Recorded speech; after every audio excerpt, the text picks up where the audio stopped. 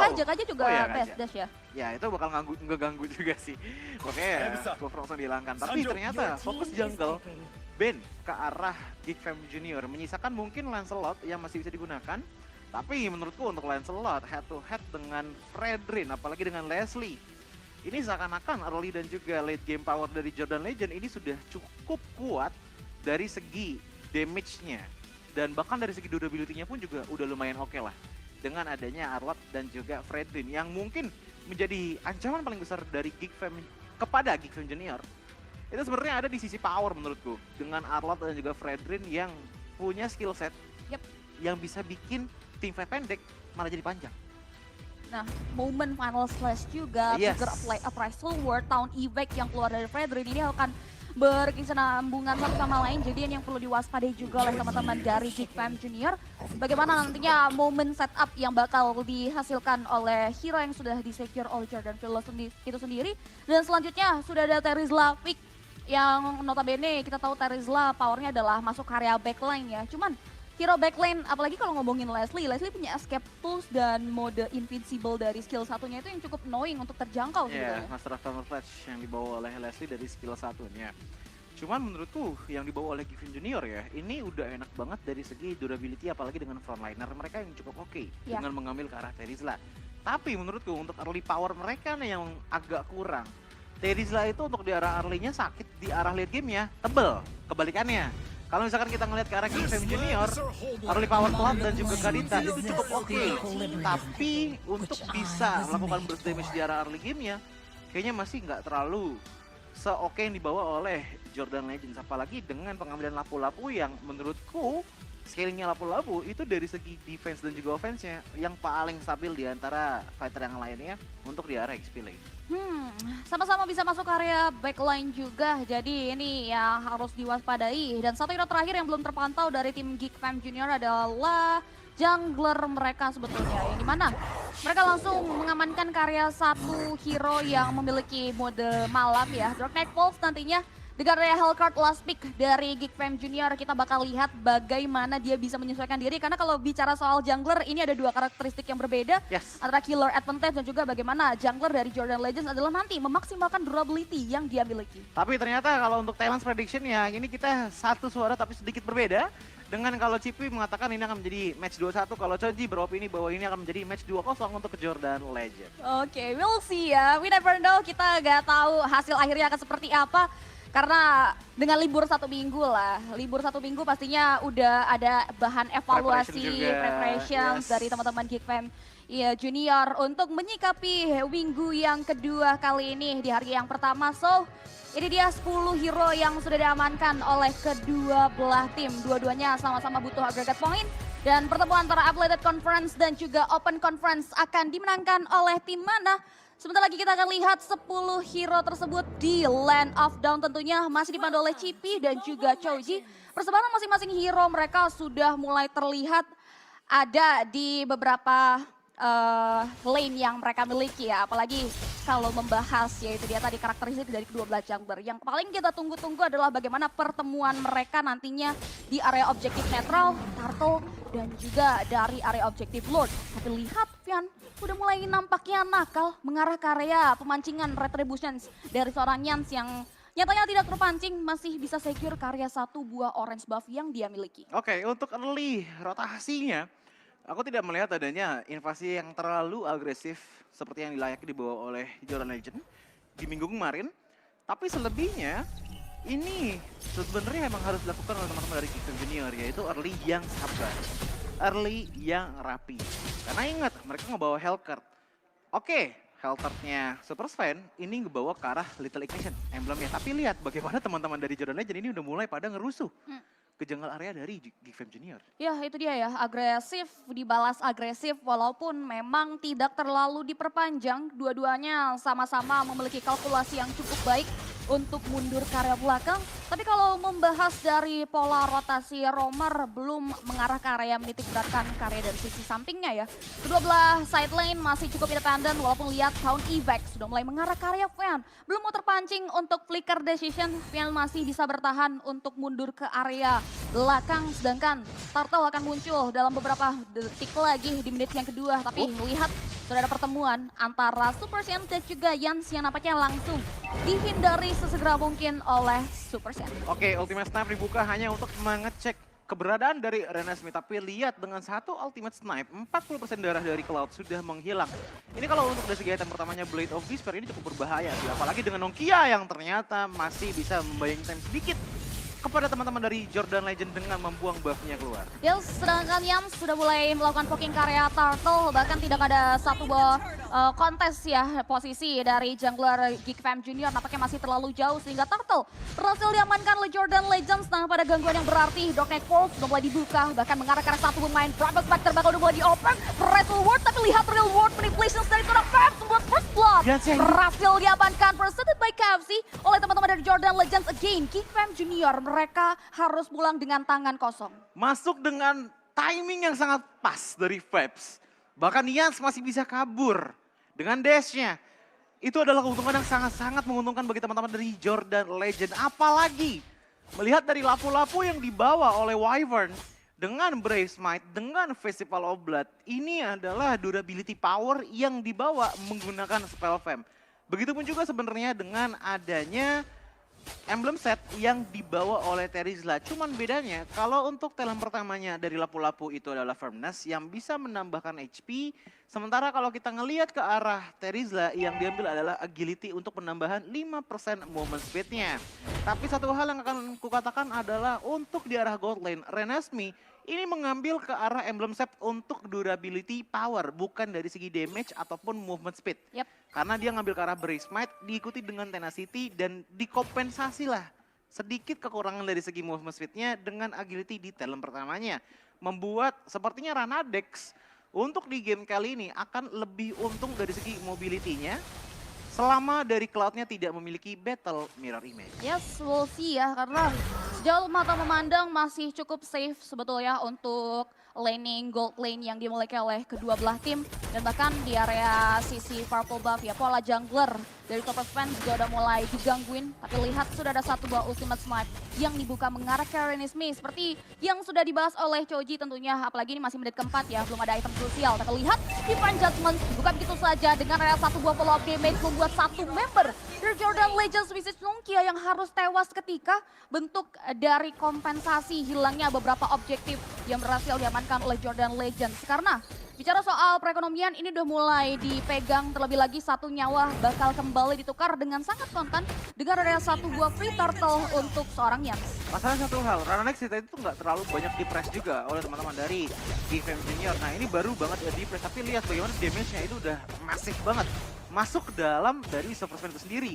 Ultimate Snipe lagi-lagi dibuka dan hampir saja menghilangkan satu bar HP lagi di tangan dari seorang Hell. Tapi balik lagi dari itu sudah dibuka, Renesmee mencoba untuk melakukan clear wave ini dan langsung pulang dengan cepat. Parallel Slash yang mengarah ke area satu member ternyata masih bisa dihindari ya.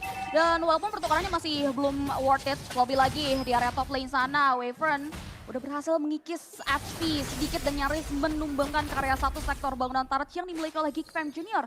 Mereka bakal mundur secara teratur dan bahkan Jordan Legends tempo yang mereka buat dari kedua belah tim ini benar-benar slow but sure banget. Tidak ada agresivitas yang pasti konsisten dibawa oleh keduanya. Terlebih lagi kalau bicara soal Super Sven ini udah mulai terus dipantau terkait pola purple buff-nya sih yang terus-menerus didatangi dengan adanya Retributions yang ternyata masih on point dari seorang Hellcard. Aku dengar tadi kayak bunyi itu masuk di tangan Jordan Legend tapi ternyata dua-duanya nyalain. Dua-duanya nyalain, tapi balik lagi di arah mid lane sana Mavzy sudah terkena damage yang lumayan besar, satu base bar HP tersisa. Mavzy sepertinya masih bisa mencari keamanan untuk pulang ke belakang sana, tapi ternyata secara diam-diam di atas sana ada Wyvern yang langsung melakukan push ke arah top lane turret yang dimiliki oleh Geek Fam Junior. Yap, sejauh mata memandang udah ada satu buah flicker di Divine Judgment yang dikeluarkan mengarah ke area bis. Tapi lihat, masih sempat membuka karya Real World Manipulations dan di outplay. Seketika dengan hilangnya Magic di area mid lane sana. Dua kali Fabs terselamatkan dengan Purify yang hampir saja terkena rough waves dari X Magic. Ini di belakang kalau misalkan kalian denger ya penonton yang di rumah, ini ngapain?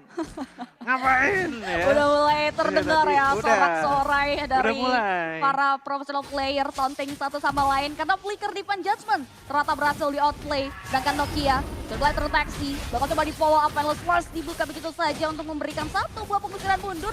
Bahkan Private Spectre sudah mulai di open oleh Wyvern, memberikan distractions agar ada space yang terpantau dan dihasilkan oleh Renadex sebetulnya untuk mengikis setengah dari health bar Takarat yang nyaris saja tumbang.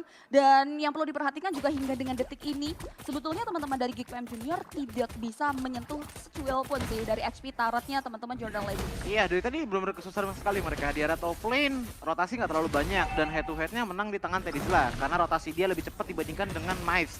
Kalau misalkan kalian perhatikan, Mives itu kebanyakan tuh lebih sering di laningnya dibandingkan dengan rotasi. Beda sama lampu-lampu Wyvern sampai ya rotasi ke bawah sana. Oke, drop next wall, drop wave dibuka, tapi lihat Wyvern ngacak-ngacak lini pertahanan yang dimiliki oleh Geek Fam Junior. Bahkan Pat membuka karya satu buah reward manipulations yang tidak ada efek cancellations. Bahkan tetesan darah dari real world manipulations pun menumbangkan karya Mavzi. Mavzi tumbang tanpa ada pertukaran. Jadi mana ini menjadi satu buah celah yang cukup tidak unworth untuk Geek Fam Junior. Di mana Jordan Legends mereka kembali menurunkan ritme dan gak mau terlalu greedy lagi lebih tepat. Tar dulu nih, item pertama yang dibawa oleh Renadex itu ngambil ke arah Berserker Fury, ditambah lagi Endless Battle. True damage sudah ada, tambah lagi Endless Battle, ditambah lagi Berserker Fury. Critical power gede banget, tapi lebih gede lagi power dari X-Magic yang menumbangkan karena Nokia. Tapi disusul ataupun dibalaskan dengan hilangnya Vian di tangan dari Renadex. Renadex, jikalau diberikan waktu permainan yang panjang, ini akan menjadi time bomb untuk teman-teman dari Geek Fam Junior. Masalahnya yang bisa nyampe ke belakang sana itu cuma super span. Dan ingat, sekalinya sudah ada shadow transition yang dilakukan oleh Hellcard, dia nggak punya jalan pulang. Otomatis pilihannya adalah shadow transition baru Dark Knight Force abis itu lari untuk kabur pulang. Atau kebalikannya. Dark Knight Force dulu ngejar ke depan, abis itu shadow transition untuk pulang. Dan menurutku itu agak-agak riskan kalau sampai Shadow Transition itu digunakan terlebih dahulu. Karena kenapa? Ingat ada Vapes yang bisa jaga teritorial dengan real world manipulation. Kalau pakai Dark Knight Force, oke, movement speednya bertambah. Tapi dia bakal nyangkut sepersekian detik di ujung corner dari real world manipulation, membuat cukup waktu untuk Jordan Legend mengambil momentum tersebut dan membuat dia hilang. Yes, itu dia.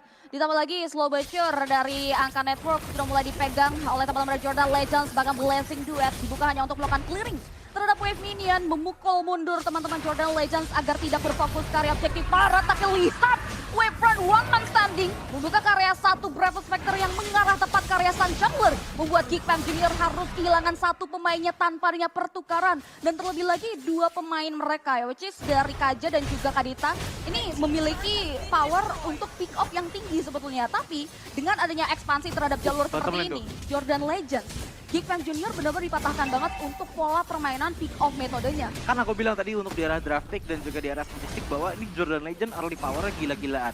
Mereka emang nggak bener-bener gila banget kayak first blood di arah menit pertama, enggak. Tapi mereka tuh bener-bener matematis banget, mengkalkulasikan segalanya sampai akhirnya di menit ke-10 saja Geek Fam Junior itu tidak mendapatkan tarik sama sekali loh.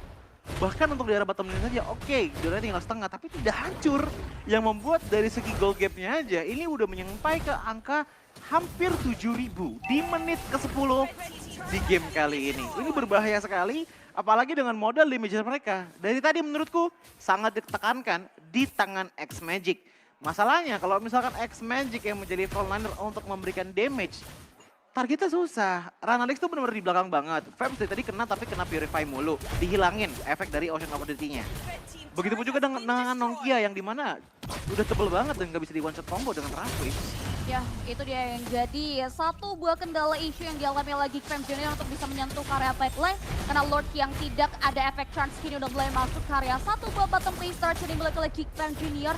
Dan nampaknya mereka bakal coba untuk merelakan satu buah base start berhasil diamankan. Ini cukup mahal karena Lord pertama berhasil mensecure karya satu base, mengarah karya dua base selanjutnya. Karena wave minion di quarter saja bakal di cancel di karya drop next fall. Salty zone yang dikeluarkan, tapi lihat dari satu member yang dimiliki Jordan Legends, di mana Renadex-nya pun tumbang berhenti sampai di situ karena nampaknya Super Sven kehilangan arah untuk jalan pulangnya. Tapi tidak ada yang mendeteksi akan hal tersebut. Walaupun 3 member sudah mulai bakal coba untuk mencari tahu di mana posisi dari Super X7 yang bakal langsung dieliminasi begitu saja dengan adanya damage yang diberikan oleh seorang Nongkia. Itu yang gue bilang tadi kan, ini harus pilih satu, masuk dengan Dark Knight Falls atau masuk dengan Shadow Transition. Masalahnya tadi, dari Super Sven-nya, dia masuknya dengan 2 hal tersebut. Dark Knight Falls dinyalakan, langsung Shadow Transition ke arah Leslie. Oke, Leslie-nya hilang langsung. Tapi dia nggak bisa pulang. Bener-bener jalan kaki, itu Hellcat darat, kayak semut jadinya. Itu nggak ada kan? Oke lah, dari segi itemnya pun kita melihat bahwa item untuk power offense-nya, GFM Junior udah lumayan oke dari jungle-nya. Dengan Malefic Roar, dengan Demon Hunter Sword, dan juga Fury Hammer, seenggaknya penetration power lah yang paling dibawa oleh Super Sven. Tapi, ini Leslie-nya udah dapetin Blade of Despair. Dan aku nggak tahu dia pengen bikin apa, tapi kalau misalkan kita lihat dari item mentahnya, mungkin Wind of Nature. Yes. Ya, untuk jegal dari Blazing Guard yang dipunya oleh Renesmee ya, yang udah mulai berasa sebetulnya sih dengan Rhea Golden Staff, Crescent Sight, dan juga Demon Hunter Sword. Kita tahu nih, item bekal selalu dari seorang Cloud lah. Tar dulu nih, ini Nongkia ternyata dari tadi masih belum ngebikin ke arah Thunderbelt. Yang menurutku nggak apa-apa, tapi dia ngambil ke arah Azure Blade. Yang dimana efeknya mirip-mirip lah dengan Thunderbelt. Ditambah lagi dengan Radiant Armor membuat Magic Damager dari GFM Junior bisa dibilang benar-benar di down banget. Vian dengan Ring of Punishment-nya aja itu udah bisa memberikan ya lumayan lah 1-2 stack dari Radiant Armor membuat dia kalaupun emang digeng sama Kadita dari X-Magic itu seenggaknya udah cukup tebel untuk menerima ataupun menampung damage tersebut. Dan langsung aja lihat Lord-nya ini cepet banget untuk di menit ke-13. Pokingan DWC udah mulai berasa perih ya di perbedaan network yang cukup signifikan juga. Tapi nampaknya MFZ tidak tinggal diam. Dia bakal coba untuk melakukan observasi yang sudah mulai terpampang nyata juga oleh beberapa member dari Jordan Legends. Final Slash nampol tepat karya tubuh dari seorang MFZ. Tapi nampaknya tidak ada follow up lebih lanjut, tidak ada respons yang cukup positif untuk tim fight.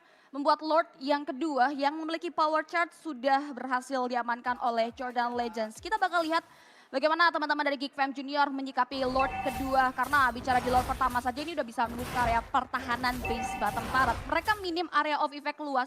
Kecuali Renesmee ya satu-satunya yang bisa melakukan clearing dengan cepat. Dan ini sih, Meuzi juga sebenarnya masih bisa. Cuman bakal banyak sisi banget yang ngeganggu di depan sana.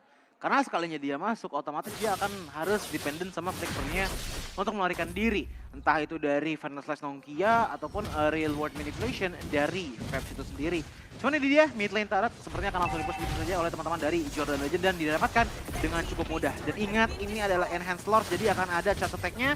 Lordnya juga sudah mulai masuk, tapi masih bisa tahan di tangan teman-teman dari GFM Junior. Oke, bakal coba untuk di-poking terlebih dahulu. Nampaknya Real World Manipulations dibuka begitu saja, dibalas dengan area 1 World Horizon. Dan lihat, satu member tereliminasi dengan area 1. Buat serangannya diberikan oleh seorang Nongkia, 2 member down. Misalkan 3 member saja dari GFM Junior. Terlihat Blessing Duet memecahkan karya 1 buat Immortality yang terbalut dalam tubuh dari seorang MFZ. 1 member tersisa, double kill berhasil diamankan oleh Renadek dan game yang pertama berhasil diamankan oleh pemain-pemain dari Jordan Legends. Permainan yang betul-betul manis dan bahkan kalau aku bisa lihat ya, untuk MVP-nya menurutku di game kali ini itu sebenarnya ada di tangan dari Wyvern atau Nongkia lah ya. Mungkin menurut lu